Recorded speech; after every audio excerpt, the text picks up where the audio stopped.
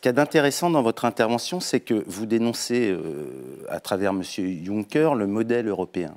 Et il se trouve que ce modèle, finalement, vous n'avez cessé de le soutenir, par exemple en étant pour le référendum de 2005, puis pour le traité budgétaire de 2012.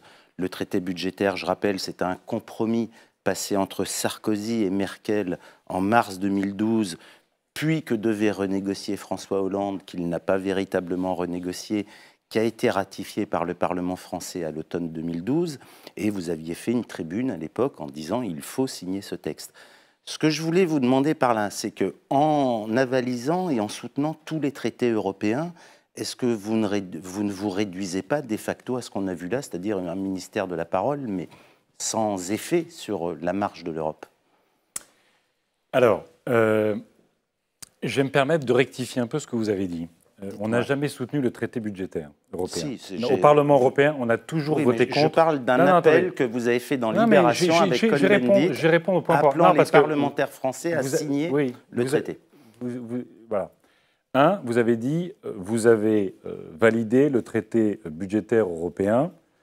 Au Parlement européen, on a toujours voté contre. Je parlais du Parlement français. Non, d'accord. Après, vous étiez pour en France et contre le Parlement européen? Je ne comprends pas bien, pour ceux qui suivent. Oui, mais justement, je vais m'expliquer. On a toujours été contre cette austérité. Simplement, en 2012, il se passe quoi? Il se passe que François Hollande arrive, il a la légitimité du vote français, il a la force de sa promesse de réorienter l'Europe.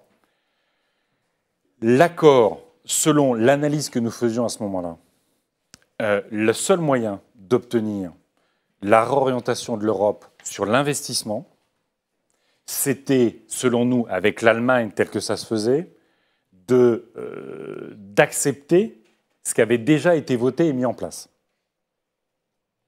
C'était, dans l'équilibre européen à ce moment-là, la seule possibilité. C'était en cours de ratification, c'était pas mis. Non, c'était déjà.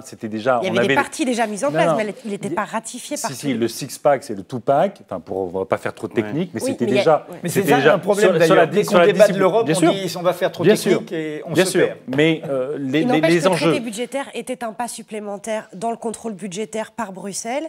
On est d'accord. On est d'accord. Je dis que à ce moment-là, l'analyse que nous faisions, c'était que le point d'équilibre pour arracher un grand plan d'investissement en Europe, c'était cette partie-là.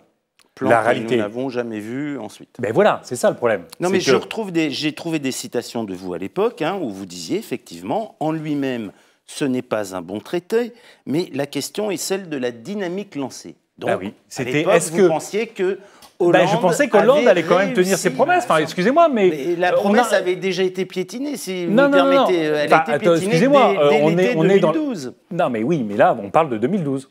On parle de l'automne 2012. Non, mais attendez, on est en train de s'installer. Non, mais attendez, moi, je veux bien, j'assume ce que j'ai fait. Simplement, ce que je suis en train de dire, c'est que Hollande arrive au pouvoir. Il a l'accord de Monti, qui à l'époque est le Premier ministre italien. Il a l'accord de Rajoy, Premier ministre espagnol, pour dire qu'il faut aller se confronter avec Merkel pour réorienter l'Europe. Mais à l'époque, on a quand même déjà une série de crises, et Merkel dit, moi, vu les crises et vu que potentiellement ça va coûter, ça engage chacun, je veux qu'il y ait de la discipline budgétaire.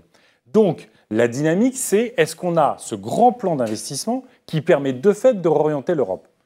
La réalité, vous l'avez dit, c'est que Hollande, comme sur le reste, ne l'a pas fait. Et je l'ai dit après, j'ai dit, évidemment, à partir de là, l'équation est totalement déstabilisée, mais plus profondément. Oui, alors, pardonnez-moi, parce que je prenais cet exemple pour plus profondément, puisque le thème, c'est finalement les écologistes sont-ils les derniers Européens? Vous êtes très proche de Cohn-Bendit, et toute la stratégie de long terme des écologistes et toute l'analyse des écologistes, toutes ces positions européennes, ça a été de dire finalement, pour schématiser un peu, on renforce la Commission, on renforce le Parlement pour passer par-dessus les égoïsmes nationaux et par-dessus ce qu'on appelle dans le jargon européen l'intergouvernemental. C'est-à-dire on ne fait pas une Europe de négociation des chefs d'État et de gouvernement, on fait une Europe intégrée, fédérale, c'est dans l'ADN des écologistes, et dans un tandem Commission Parlement. Ce qui se passe depuis 10 ans, ou depuis la crise de 2008, c'est quand même la démonstration contraire. C'est que cette Europe-là nous amène justement au CETA, nous amène au traité transatlantique. Est-ce que vous n'êtes pas dans une impasse conceptuelle là, Non, parce que défendre je pense que à tout coup une intégration via la Commission